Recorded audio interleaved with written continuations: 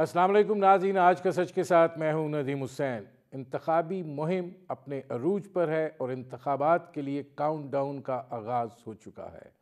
آخری ہفتہ ہے اور 8 فروری کو انتخابات کا انعقاد ہوگا۔ خیبر پختونخوا اور بلوچستان میں سیکیورٹی کی صورتحال کے حوالے سے تشویش پائی جاتی تھی اور اس حوالے سے آج الیکشن کمیشن آف پاکستان میں ایک اجلاس بھی ہوا اور اس کے بعد گوہر اعجاز صاحب جو کہ نگران وزیر داخلہ ہیں اس وقت، انہوں نے تمام ابہام کو دور کر دیا اور انہوں نے کہا کہ کوئی کسی غلط فہمی میں نہ رہے۔ انتخابات 8 فروری کو ہی ہوں گے، تمام انتظامات سیکیورٹی کے حوالے سے مکمل کیے جائیں گے۔ کل سے بہت سے خدشات اور تحفظات کی ایک لہر جو ہے وہ اس حوالے سے چل رہی تھی، لہٰذا اب معاملات جو ہیں وہ اپنے حتمی اور منطقی انجام کی طرف بڑھ رہے ہیں اور 8 فروری کا دن جو ہے وہ کس طریقے سے انفولڈ ہوتا ہے اور پھر اس کے نتائج جو ہیں وہ کیا آتے ہیں، یہ ایک بڑی دلچسپ صورتحال ہوگی۔ جو انتخابی مہم چل رہی ہے اس میں دکھائی یہ دیتا ہے کہ مسلم لیگ نواز کے قائد میاں نواز شریف صاحب جو ہیں وہ ابھی تک ماضی میں الجھے ہوئے ہیں۔ وہ لوگوں کو اپنے کیے ہوئے کام یاد دلا رہے ہیں، وہ لوگوں کو اپنے زمانے کی خوشحالی کے بارے میں باور کرا رہے ہیں اور وہ یہ بات کہہ رہے ہیں کہ وہ تجربہ رکھتے ہیں اور اس کے نتیجے میں اگر وہ برے سر اقتدار آتے ہیں تو ملک میں ایک دفعہ پھر خوشحالی کا دور آئے گا۔ آج وہ مینگورہ میں تھے اور وہاں پر انہوں نے بانی تحریک انصاف پر شدید تنقید کی اور انہوں نے کہا کہ وہ خیبر پختونخوا سے لوگوں نے ان کو منتخب کیا تھا، آپ لوگ معصوم لوگ ہیں۔ وہ ایک ہوشیار آدمی تھا جس نے جھوٹ بولا، آپ کو ورغلایا، آپ کو اپنے دام میں پھنسایا اور آپ اس کے جال میں پھنس گئے اور پھر جس تبدیلی کی بات کی گئی تھی اس نے ملک ہی اجاڑ کر رکھ دیا۔ انہوں نے پوچھا کہ وہ 1 کروڑ نوکریوں میں سے کوئی ایک نوکری ملی، ان 50 لاکھ گھروں میں سے کوئی ایک گھر ملا، اور اس کے بعد انہوں نے مستقبل کے حوالے سے یہ بات کہی کہ نواز شریف جو ہے وہ ترقی کی بات کرتا ہے، خوشحالی کی بات کرتا ہے اور ملکی استحکام کی بات کرتا ہے۔ بلاول بھٹو صاحب آج خضدار میں تھے اور انہوں نے وہاں پر اپنا جو منشور ہے جس کو بڑے تسلسل کے ساتھ اور بڑے وہ تاثر کے ساتھ آگے بڑھا رہے ہیں اور ایک بات کو مسلسل پختہ کرتے چلے جا رہے ہیں اور اس بات کو وہ لوگوں کے ذہنوں میں باور کرا رہے ہیں کہ انہوں نے جو ایجنڈا دیا ہے اس کے اوپر وہ عمل پیرا ہوں گے اور وہ ان کے پاس اس کی باقاعدہ منصوبہ بندی ہے اور پیپلز پارٹی ہی عوامی فلاح جو ہے اس کا وہ خیال رکھتی ہے۔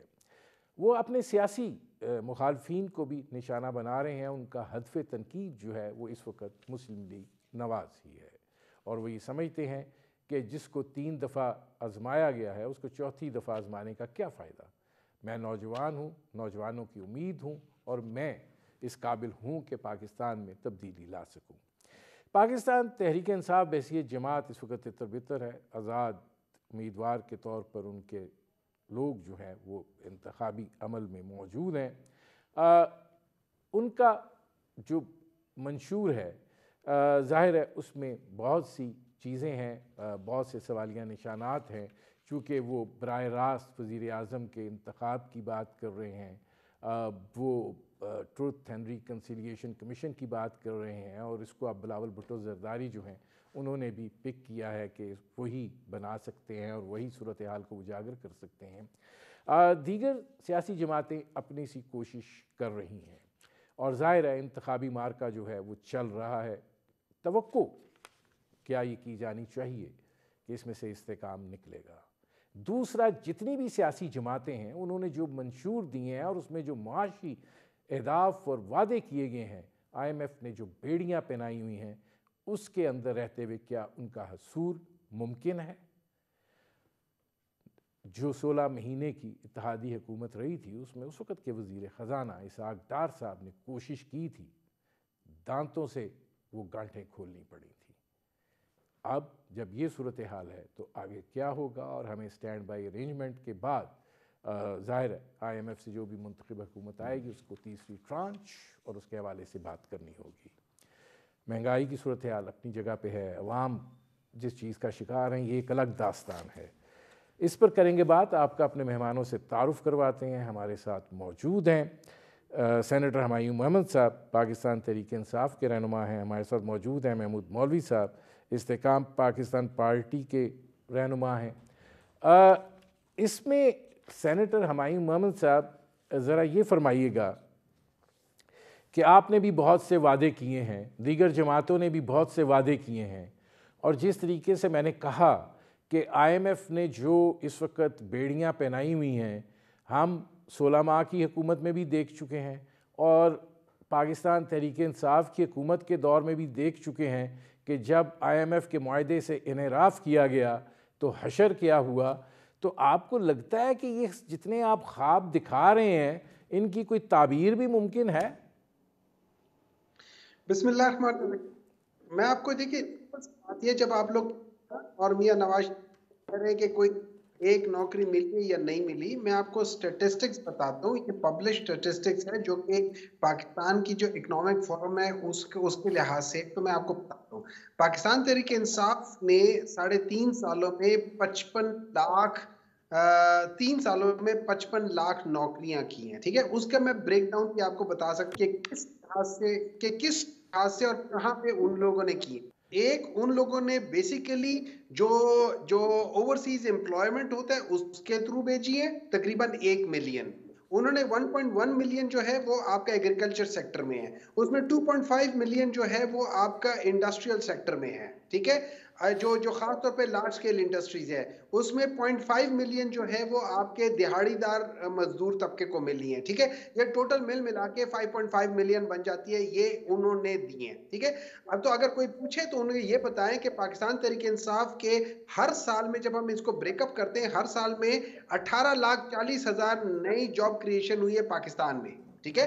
अच्छा, जबकि पाकिस्तान मुस्लिम लीग नून के जमाने में 11 लाख और पाकिस्तान पीपल्स पार्टी के जमाने में 14 लाख होती रही है, तो हम लोगों ने उनसे ऑन एन एवरेज 25 से 40% ज्यादा जॉब क्रिएशंस की हैं।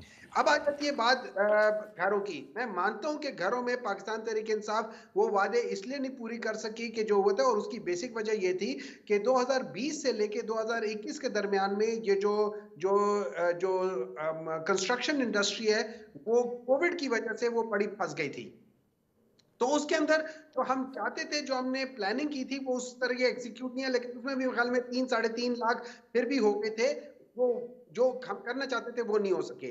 उसके अलावा आप जितने भी आप पैरामीटर्स लेकर देखते हैं तो आपको पता चलेगा हर जगह पे, चाहे वो लार्ज स्केल इंडस्ट्री है 11.5% ग्रोथ, वो एग्रीकल्चर है 5% ग्रोथ, वो आपकी फॉरेन रेमिटेंस है रिकॉर्ड, वो है आपकी एक्सपोर्ट्स हैं और रिकॉर्ड है, ठीक है। अच्छा, मैं हुमायूं मोहम्मद साहब इस पे ये एक डिबेटेबल इशू है, मैं इस पे आता हूँ।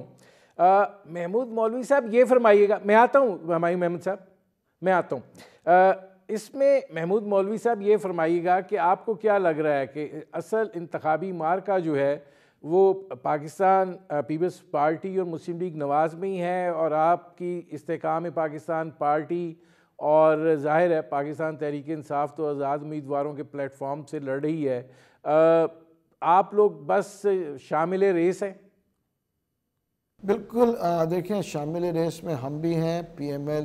देखिए मेजर पार्टी जो इस वक्त नज़र आ रही है, पंजाब में PML-N और IPP है और PTI भी है, जो कि आज़ाद उम्मीदवार उनके खड़े हुए हैं, उनके भी काफ़ी उम्मीदवार होंगे। और सिंध में जो है पीपल्स पार्टी है, MQM है और बहुत सारे और जमातें हैं, जमात इस्लामी है। देखिए आने वाली हुकूमत जो बनेगी वो बनेगी एक कोलिशन गवर्नमेंट। अब ये देखना है कि जो नज़र आ रहा है, ये मेरा अपना तज्जिया है कि मुझे देखें ये होगा कि ये मिलजुल के हुकूमत बनाएंगे जिसमें पीपल्स पार्टी भी होगी और PML-N भी होगी, और मेन इम्पॉर्टेंट रोल प्ले करेंगे आज़ाद उम्मीदवार, जो कि IPP के साथ काफ़ी लोगों ने बात कर रहे हैं कि भाई IPP में ज्वाइन होने के, कुछ लोग जो है जरदारी साहब को ज्वाइन करने के। उसकी वजह देखें, जब आज़ाद उम्मीदवार जीत जाएंगे तो इसमें से जो मेरा नज़रिया है 50% लोग जो हैं वो जो है शिफ्ट कर देंगे کیونکہ اس کی وجہ یہ ہے کہ 3 دن کے اندر ان کو کوئی نہ کوئی پارٹی میں جوائن کرنا ہوگا، تو اس میں سے 50% شفٹ کریں گے، اور اس میں سے بہت سے لوگوں نے ابھی سے ہی وعدے کیے ہوئے ہیں کہ جی ہم آپ کے پاس آ جائیں گے. کچھ لوگوں نے لکھ کے بھی دیا ہے، میں obviously نشاندگی نہیں کرنا چاہتا ہوں. مجھے پاس تو نہیں، آپ یہ کہنا چاہ رہے ہیں کہ پی ٹی آئی کے وہ لوگ جو اس وقت آزاد امیدوار کے طور پہ الیکشن لڑ رہے ہیں، انہوں نے آپ لوگوں کو لکھ کر دیا ہے کہ انتخابات کے بعد وہ کچھ آپ کی پارٹی میں شامل ہو جائیں گے، کچھ دیگر جماعتوں میں چلے جائیں گے؟ دیکھیے ہمارے پاس جو، میں دوسروں کے لیے تو نہیں کہہ سکتا ہوں، دیکھیے آزاد امیدوار، میں لفظوں کو بہت چن کے بتا رہا ہوں، اس کی وجہ یہ ہے کہ لیگلی آزاد امیدوار بہت سارے، چاہے وہ پی ٹی آئی کے ہو تو وہ آزاد ہیں. اس وقت آزاد امیدواروں نے ہمیں یقین دہانی کرائی ہے، ہمیں کچھ کہا ہے کہ جی وہ ہم کو جوائن کریں گے آئی پی پی کو، ٹھیک ہے نا. اب وہ آزاد، اب اگر ہمیں جوائن کر رہے ہیں تو میں اسی اندازے سے سوچ رہا ہوں کہ وہ پیپلز پارٹی کو، دیکھیں نا زرداری صاحب نے بھی کہا کہ بھائی وہ بھی ہے، اب پی ایم ایل این کو بھی ہو سکتا ہے جوائن کر لیں. تو یہ آزاد امیدوار جب جوائن کر لیں گے اس کے بعد ہی دیکھیں گے کہ حکومت کس کے طرف زیادہ جھکاؤ ہوگا. میں آتا ہوں محمود مولوی صاحب. ناظرین، ہماری گفتگو جاری ہے، وقت ہوا ایک مختصر سے کمرشل بریک کا. Welcome back. اچھا، اب اس میں ہمایوں محمد صاحب یہ فرمائے گا کہ ظاہر ہے بانی تحریک انصاف جو ہیں ان کو 10 سال اور 14 سال قید ہو چکی ہے. آپ کیا سمجھتے ہیں کہ اس کے اثرات جو ہیں وہ جو بھی آپ کے آزاد امیدوار انتخابات میں حصہ لے رہے ہیں بحیثیت مجموعی ڈی مورلائزنگ سچویشن ہے، اور یہ جو ہے یہ آپ لوگوں کے لیے ایک ایسی صورتحال ہے کہ جس کے اندر آپ کو لگتا ہے آپ اٹھ پائیں گے؟ دیکھیں اٹھیں گے تو تب جب ہم گریں گے نا، ٹھیک ہے، تو گرنے کا تو سوال نہیں پیدا ہوتا. اب جس طریقے سے دیکھیں ابھی میں جو سن رہا تھا نا، it's such an unfortunate thing کہ ہم لوگ یہاں پہ منڈی بازار لگانے کے چکروں میں کہ بھئی وہ یہ ہو جائیں گے، وہ ہو جائیں گے، اپنی طاقت کچھ ہے نہیں اور باقی چیزوں کے اوپر ہے. لیکن میں ایک چیز بتا دیتا ہوں، دیکھیں سب سے پہلے تو یہ ایک بہت غلط کانسیپٹ ہے کہ یہ لوگ آزاد ہیں. یہ لوگ آزاد نہیں ہے، پاکستان تحریک انصاف کے یہ ممبر ہیں. ان لوگوں کے فارمز کے اوپر لکھا ہوا ہے کہ ہم پاکستان تحریک انصاف کے پلیٹ فارم سے لڑ رہے. پاکستان تحریک انصاف کا سمبل ہٹ گیا ہے. یہ ان کی بجائے انہوں نے پاکستان تحریک انصاف کے ہر کینڈیڈیٹ کو انڈیویجول کیا ہوا ہے. لیکن انہوں نے جو بھیجا ہوا ہے، وہ جو فارم بھیجے ہوئے ہیں اس میں ایز اے تحریک انصاف کے ممبر ہے. تو یہ تو پھر کورٹ کی بات ہوگی. ایک بات. نمبر 2، پاکستان تحریک انصاف جو ہے آپ کو پتہ ہے انہوں نے اپنا جو انٹرا پارٹی الیکشنز کا جو سکیجول دوبارہ کر لیا ہے as per rules and regulation. ساری چیزیں 6 کو آ جائے گا، 8 کو انشاءاللہ تعالی موسٹ پروبلی 6 کو ہی جب رزلٹ آ جائے گا ہم 7 کو چلے جائیں گے کہ ہمارا جو سمبل ہے وہ پاکستان تحریک انصاف کا ریسٹور کر they as a political party. ٹھیک ہے، تو post election Pakistan Tehreek Insaf already register party ہے، اس کا سمبل ہٹا ہوا ہے. نہیں، ہمایوں محمد صاحب یہ بتائیے گا کہ کیا الیکشن کمیشن آف پاکستان آپ کے اس لاجک کو تسلیم کرے گا؟ سر جی انہوں نے دیکھے نا، بات ہی ہو جاتی ہے وہ ہمارے الیکشنز کے اندر. یہ دیکھو وہ لاجک کی بات نہیں ہے، یہ لا کی بات ہے. اس میں لاجک کی بات نہیں ہے، لا کی بات ہے.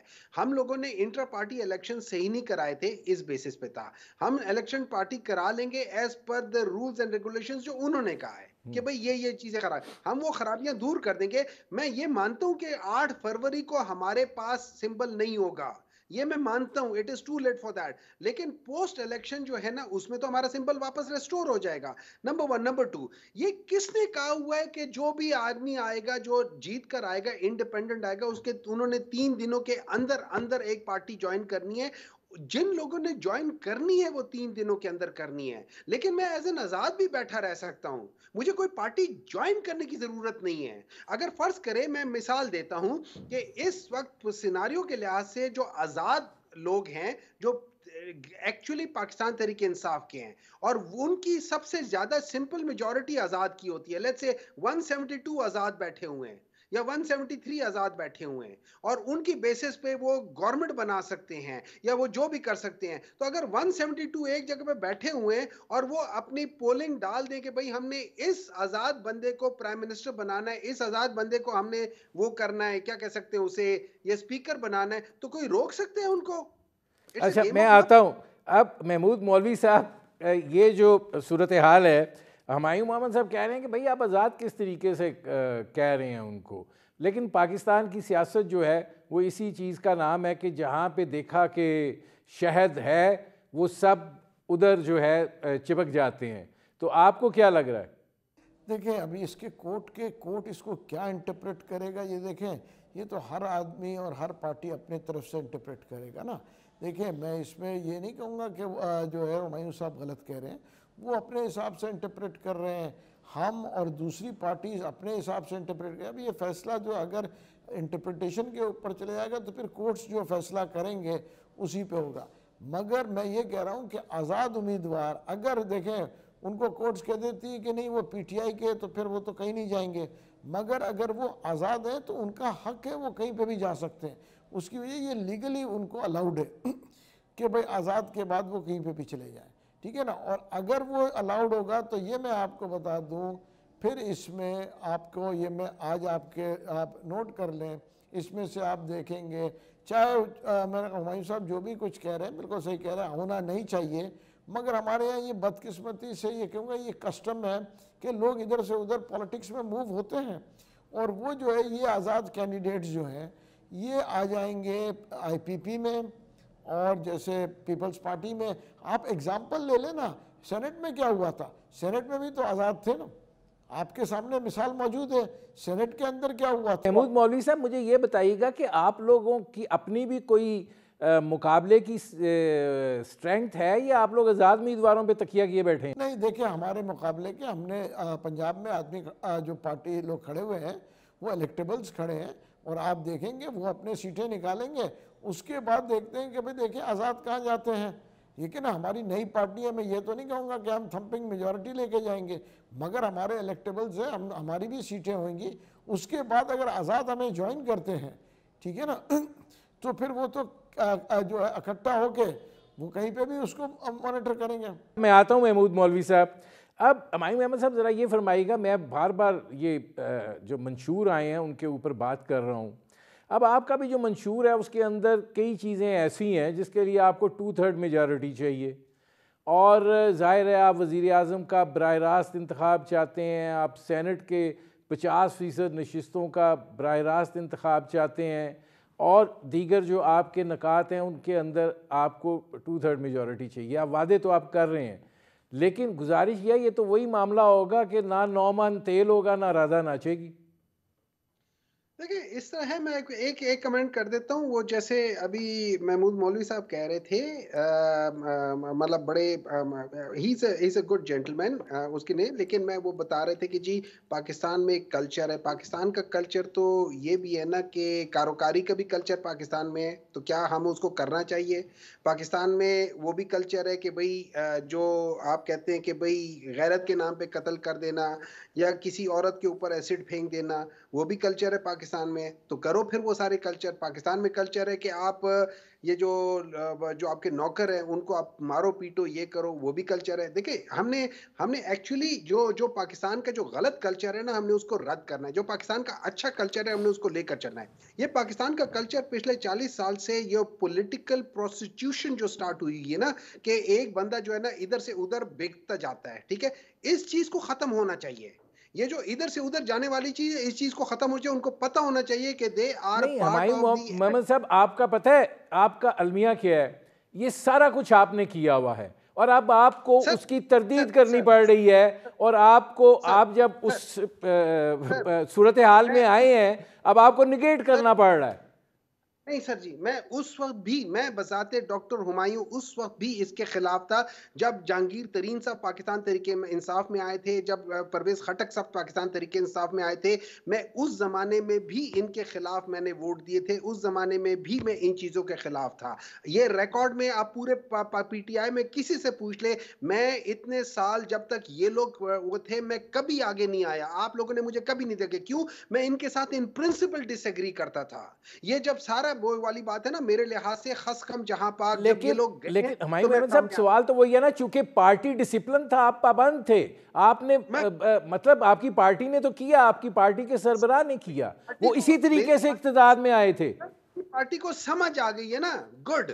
ہمیں سمجھ آ گئی، بہت اچھی بات ہے، لیکن اب آپ کے سوال کی طرف آتا ہوں. دیکھیں اس طرح ہے کہ جو دو چیزیں ہوتی ہیں، ایک جو آپ سمپل میجورٹی لاز بنا سکتے ہیں، وہ تو کوئی مسئلہ نہیں ہوتا، وہ اگر ہماری گورنمنٹ ہے اور ہم لوگ سمپل میجورٹی میں تو ہم کر لیں گے. ایک چیز ہوتی ہے جو اگر میرے پاس 2/3 میجورٹی نہیں ہے، میں کم از کم وہ پٹ تو کر سکتا ہوں نا، میں اس میں لوگوں کی کنسنسس لے سکتا ہوں. ہو سکتا ہے جو ہم سمجھتے ہوں وہ اتنا اچھا راستہ نہ ہو، لیکن اس کے اور اس کے درمیان میں کوئی ایسا راستہ نکل آئے جو کہ سب کو منظور ہو، جو 2/3 میجورٹی لوگوں کو منظور ہو، اور ہم کوئی ایسا سسٹم لے آئیں کہ جو کہ ڈیریل نہ ہو. دیکھیں ایک اس سسٹم میں یہ سب سے بڑا فالٹ یہ ہے، اس سسٹم کا سب سے بڑا فالٹ یہ ہے کہ یہاں پہ بلیک میلنگ ہو جاتی ہے. یہاں پہ ہر ہلکے والا بندہ بلیک میلنگ کر رہا ہوتا ہے پرائم منسٹر کو کہ میں ادھر چلا جاؤں گا، میں ادھر چلا جاؤں گا. وہاں پہ جو بھی آتا ہے، جو بھی ایک مقبول بندہ ہے، ہو سکتا ہے کل کو بلاول بھٹو کی بہت زیادہ مقبولیت ہو سکتا ہے محمود مولوی صاحب کی بہت زیادہ مقبولیت ہو،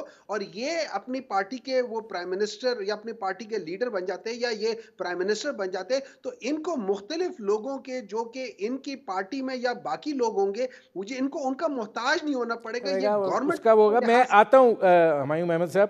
اب اس میں محمود مولوی صاحب یہ فرمائیے گا کہ ظاہر ہے آپ کا بھی ایک منشور ہے اور اس منشور میں بھی بہت سے وعدے وعید ہیں، لیکن آپ لوگوں نے کام کرنا ہے مسلم لیگ نواز کے ساتھ، اور ظاہر ہے کہ جب بات کی جائے گی تو پھر ان ٹوٹیلٹی کی جائے گی.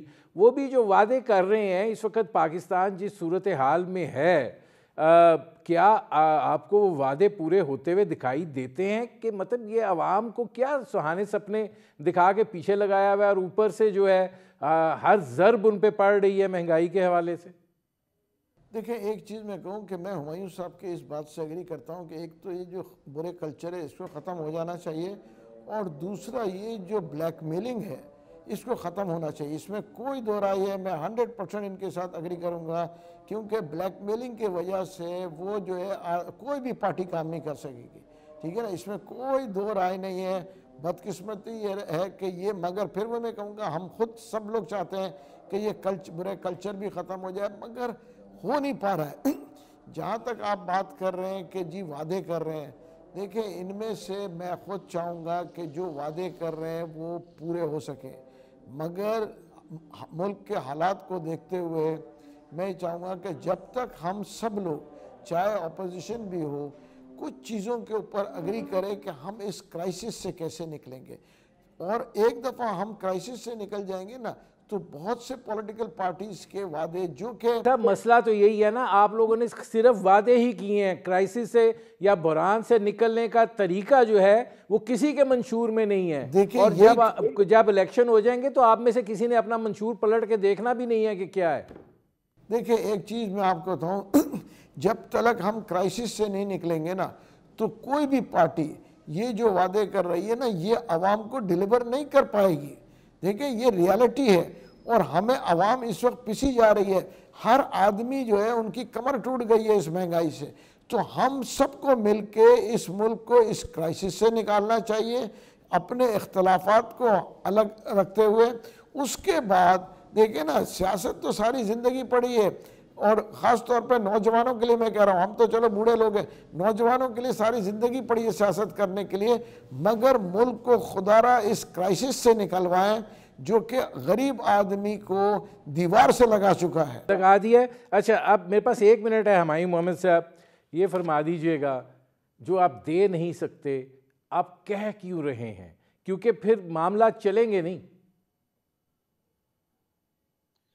دیکھیے مجھے سمجھ نہیں آتی ہم کیا نہیں دے سکتے. کیا ہم جب کہتے ہیں کہ با اختیار عوام اور خوشحال آزاد پاکستان، یہ کیوں نہیں ہو سکتا؟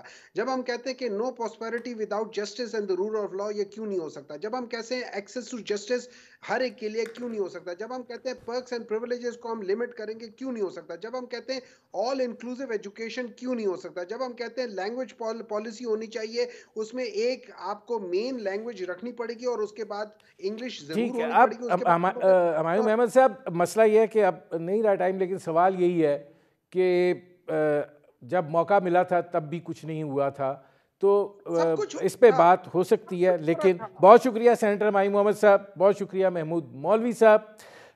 ناظرین وقت ہوا ہے مختصر سے کمرشل بریک کا. بریک سے جب واپس آئیں گے ہم تو جو زمینی حقائق ہیں انتخابات کے حوالے سے ان کا جائزہ لیں گے۔ ملتے ہیں اس وقفے کے بعد۔ Welcome back. ناظرین، 8 فروری کے انتخابات کے حوالے سے کچھ زمینی حقائق ہیں، اور ظاہر ہے کہ یہ انتخابات جو ہیں یہ پاکستان کے لیے اس وقت انتہائی اہمیت کے حامل ہیں، اور اس کے نتائج جو ہیں وہ پاکستان کے مستقبل کی راہ کا تعین بھی کریں گے۔ لیکن دیکھنا یہ ہے کہ جو ان انتخابات کو مانیٹر کرتے آئے ہیں اور اب بھی ان انتخابات کو مانیٹر کریں گے، اور جو صورتحال اب تک ہے اس کو بھی وہ دیکھ رہے ہیں، وہ ان زمینی حقائق کے حوالے سے کیا کہتے ہیں، اور وہ ان انتخابات میں کیا صورتحال جو ہے وہ دیکھ رہے ہیں۔ ظاہر ہے کچھ اندازے ہوتے ہیں، اور کچھ جو ماضی کے انتخابات ہوتے ہیں اس سے کچھ تجزیہ عکس کر کے اور موجودہ صورتحال کا مقابلہ کر کے کچھ معاملات کو جو ہے وہ لے کر چلا جاتا ہے۔ فافن جو ہے وہ اس معاملے میں ایک ایکسپرٹ ادارہ ہے جو کہ پاکستان کے انتخابات کو مانیٹر کرتا ہے۔ اس وقت ہمارے ساتھ موجود ہیں فافن کے chief executive officer Mudassir Rizvi صاحب۔ مدثر صاحب، یہ فرمائیے گا کہ اب تک جو پہلے تو اس بات کو ذرا کلیئر کیجئے کہ موجودہ جو انتخابات ہیں اور اس کی جو ووٹر لسٹیں ہیں ان میں خواتین اور نوجوان کس تناسب سے ہیں، اور وہ کیا کردار ادا کرنے جا رہے ہیں ان انتخابات میں؟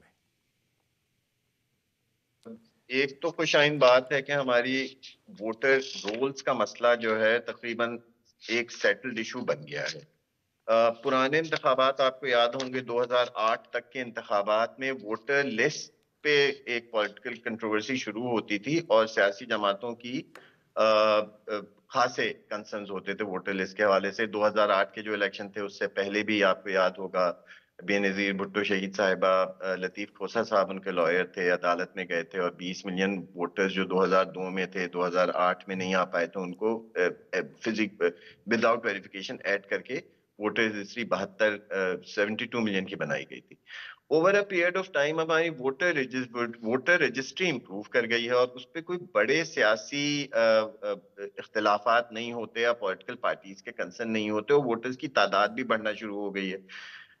اس دفعہ ہمارے تقریباً 128 ملین سے زیادہ ووٹرز رجسٹرڈ ہیں جو کہ آئندہ 8 فروری کے انتخابات میں ووٹ ڈال سکتے ہیں، جو کہ تقریباً 2.25 کروڑ زیادہ ہیں بنسبت 2018 کے، which is unprecedented۔ یعنی پچھلے 5 سالوں میں ہم نے 2.25 کروڑ کے قریب ووٹرز رول ایڈ کیے ہیں۔ اور ایک خوشائن بات یہ بھی ہے کہ پچھلے 5 سالوں میں عورتیں مردوں کے مقابلے میں زیادہ رجسٹر ہوئی ہیں، اور جو عورتوں میں مردوں اور عورتوں میں فرق تھا ووٹرز کا وہ بھی شرنک کرنا شروع ہو گیا ہے، جو کہ 2018 میں 12 ملین سے زیادہ کا تھا، اب یہ 9.9 ملین پہ آ گیا ہے، جو اس کا مطلب ہے کہ زیادہ سے زیادہ عورتیں اب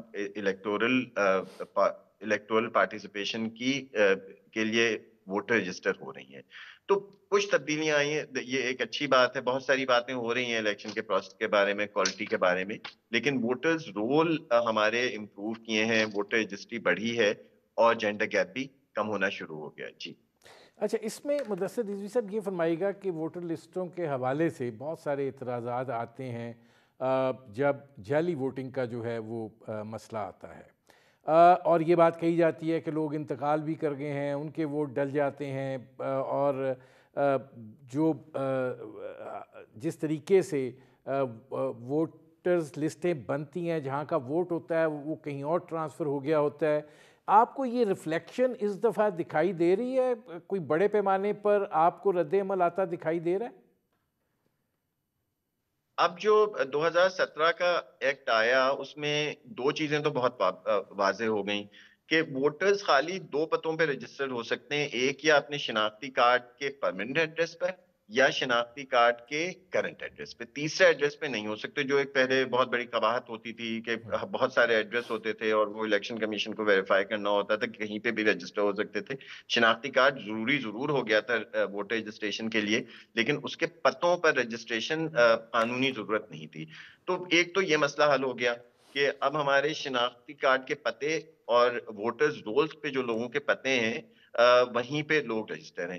اب یہ ضرور ہو سکتا ہے کہ کچھ لوگ اپنے پرماننٹ ایڈریس پہ رجسٹر ہیں اور وہ کرنٹ ایڈریس پہ رجسٹر ہونا چاہتے ہوں لیکن نہیں ہو پائے ہوں کیونکہ انہوں نے وقت پہ اپلائی نہ کیا ہو, یا کچھ لوگ اپنے کرنٹ ایڈریس پہ رجسٹر ہوں, پرماننٹ ایڈریس پہ رجسٹر ہونا چاہیں ہوں اور وقت پہ اپنا پروسیس مکمل نہ کر پائیں. یہ تو ڈسپیرٹیز کی بہت بڑی وجہ ہے کہ کئی ووٹر, ہماری جو ووٹر اور پاپولیشن کی ڈسپیرٹیز ہیں وہ ابھی بھی موجود ہیں الیکٹورل رولز پہ.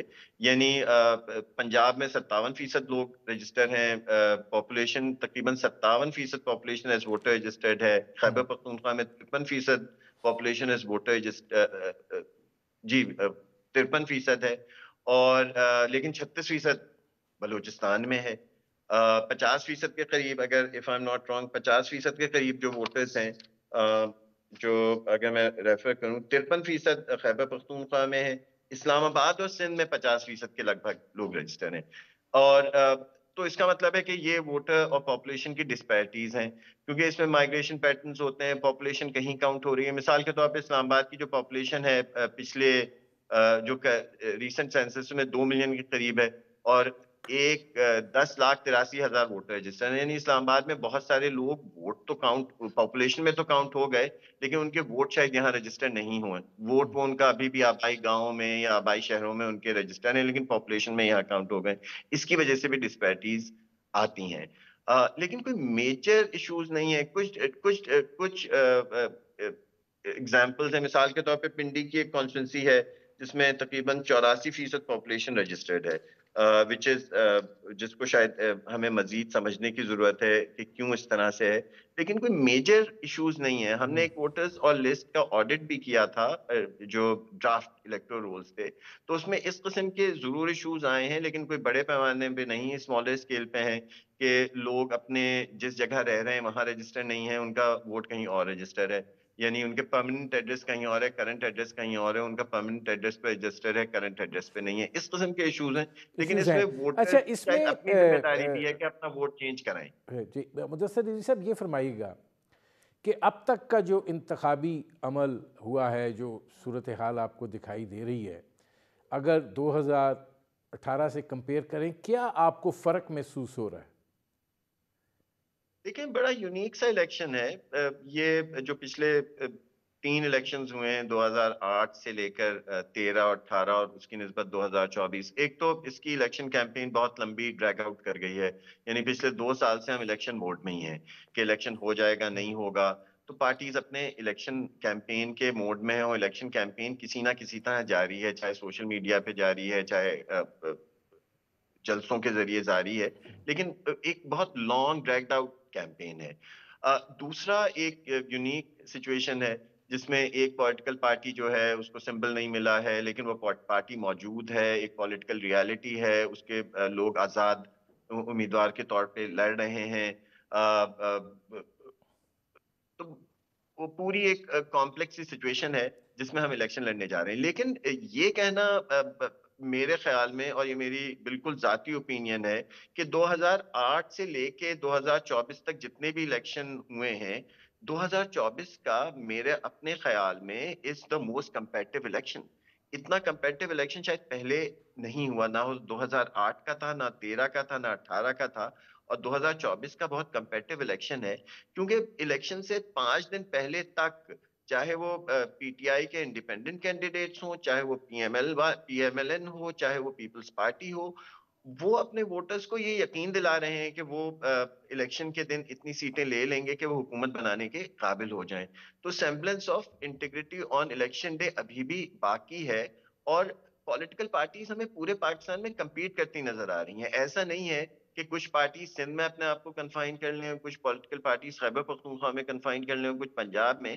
ہمیں میجر پولیٹیکل پارٹیز سارے ملک میں کیمپین کرتی نظر آ رہی ہیں. تو ایک کمپیٹیو انوائرمنٹ ضرور موجود ہے. جو لوگوں کا خیال یہ ہے کہ فین فیئر, جس طرح کا ٹپیکل ٹریڈیشنل فین فیئر ہوتا تھا الیکشن کیمپین میں, وہ نہیں ہے.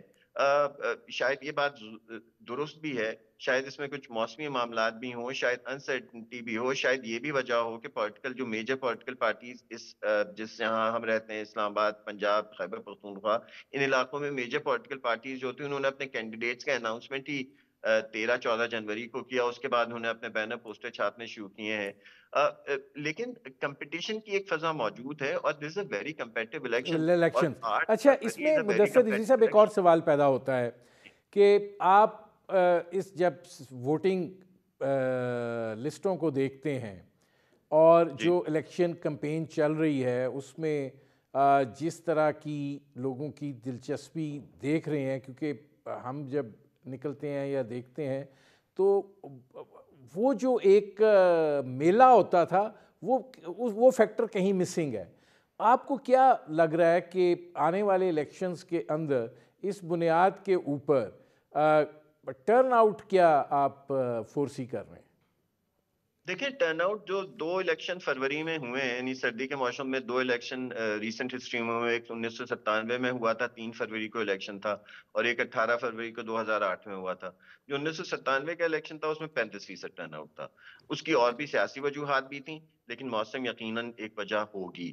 ایک 18 فروری کو الیکشن ہوا تھا 2008 میں، اس میں سیکیورٹی کا معاملات بھی ایک فیکٹر تھے اور اس میں خاصا جوش و خروش تھا. بے نظیر بھٹو صاحبہ کی اسیسینیشن کے بعد لوگوں نے ایک پارٹی کو پیپلز پارٹی کی طرف نکلے تھے. پنجاب میں بھی بہت ساری سیٹیں پیپلز پارٹی کو ملی تھیں، لیکن ٹرن آؤٹ 44% کے لگ بھگ تھا.